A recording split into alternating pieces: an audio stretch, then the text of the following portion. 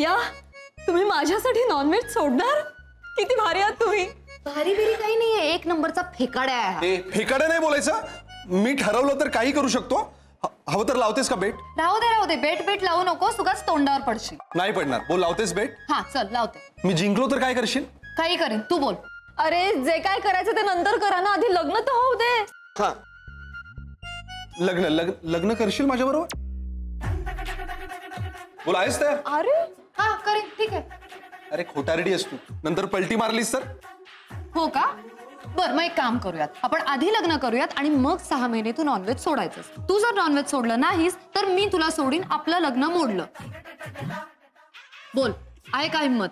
ए माझी हिम्मत नको काढूस तू. मग लाव की बेट, कर लग्न. थरथर कापतोयस कशाला घाबरून? मी काही घाबरत बिबरत नाहीये. चल लागली बेट, चल. हा चल, हे घे मग. हे घे ना. हे घे. घे.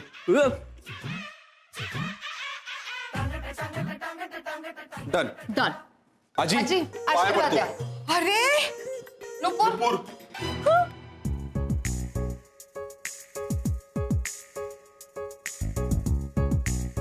नुपूर तुला मी कसं विसरलो मला माहित नाही, पण आता जे झालं ते झालं.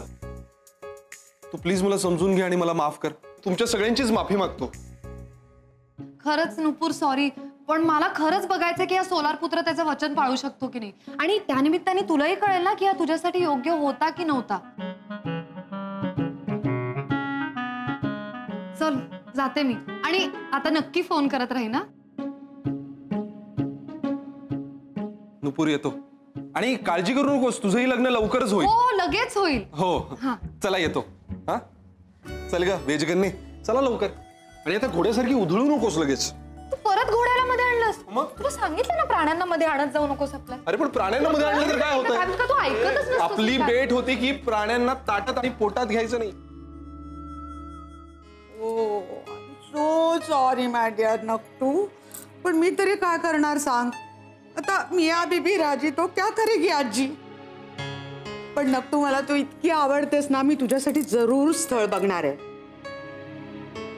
थँक्यू. चल सॉरी बेटा, आणि लवकरच तुझं पण होणार. Yes Thank you. Yes. Bye bye bye. अरे हे घर आहे की मांत्रिकाची गुहा?